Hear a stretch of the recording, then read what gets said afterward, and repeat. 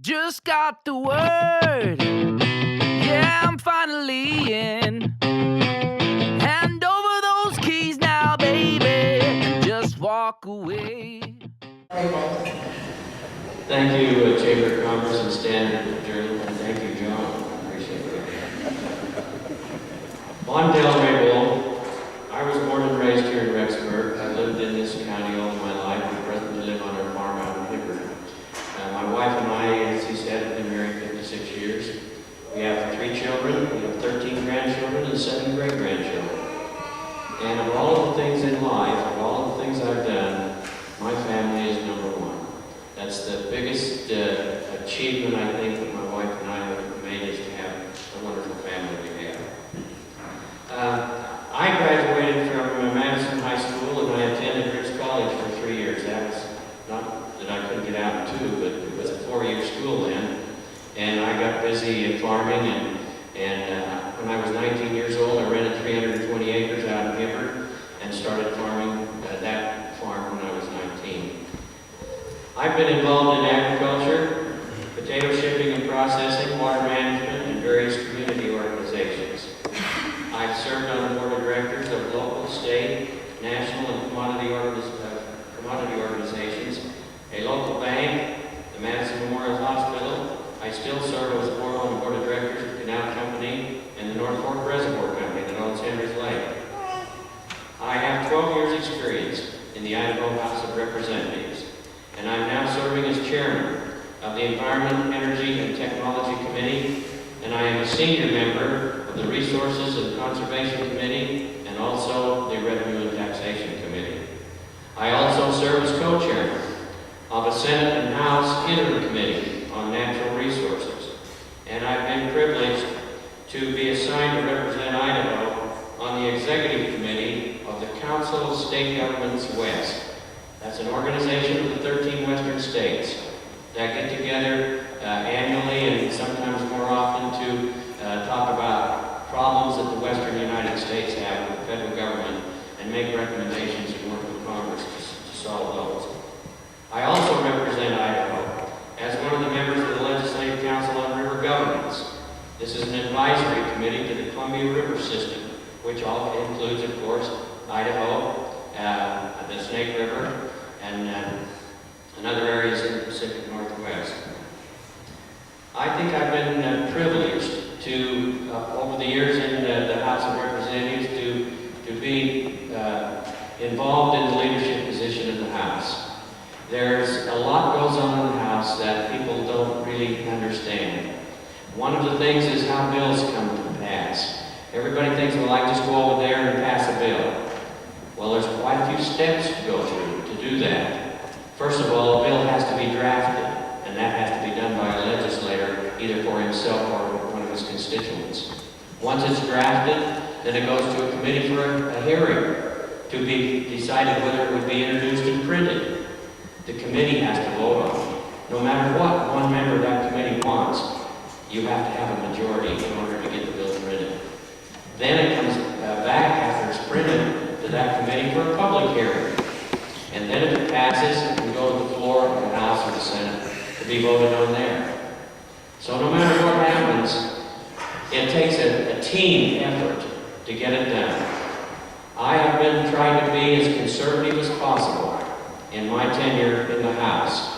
I have been in favor of lower taxes, especially for businesses and property taxes and things like that, to encourage people to do better and to provide jobs for people in Idaho. I'm running for the House again because I think that I want to serve, continue to serve the people of this district and Madison County. Thank you. Thank you. Dan Roberts. I'm Dan Roberts.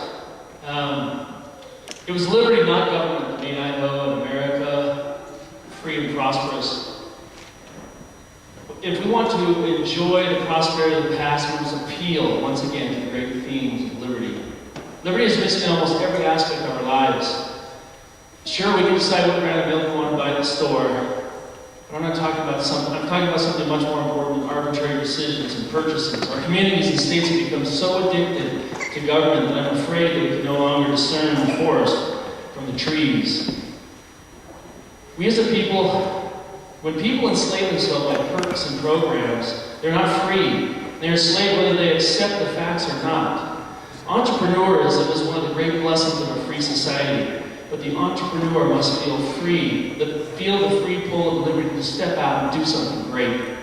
Over the last 22 years, I have felt the spirit of the entrepreneur many times, and I've answered its call and seen its powerful force in my life and the life of countless others.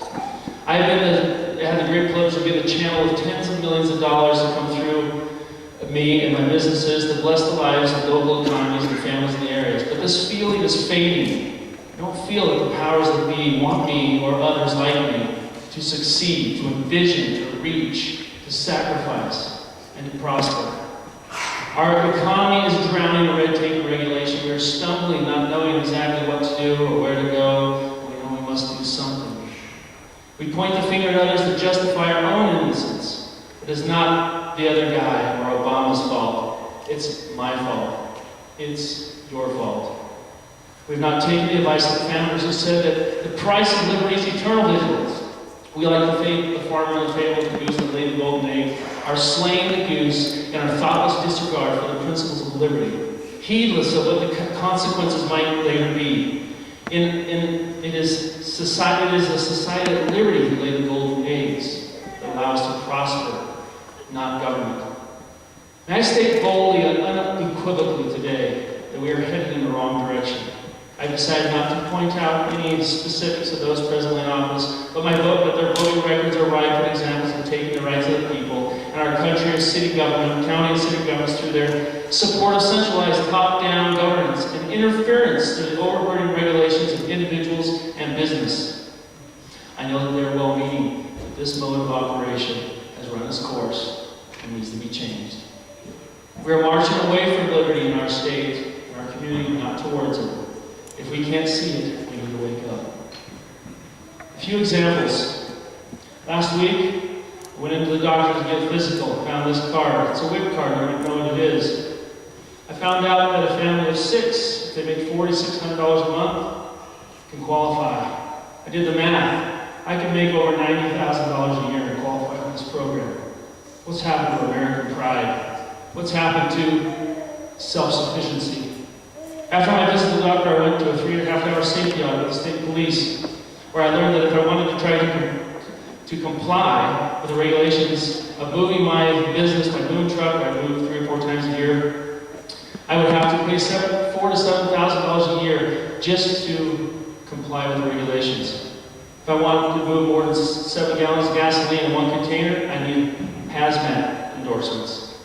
Ladies and gentlemen, our recent attempts to social engineer our society to make it safer is exactly what is poisoning it for our future. Ben Franklin said if we ever sacrifice essential liberties for security, we'll have neither.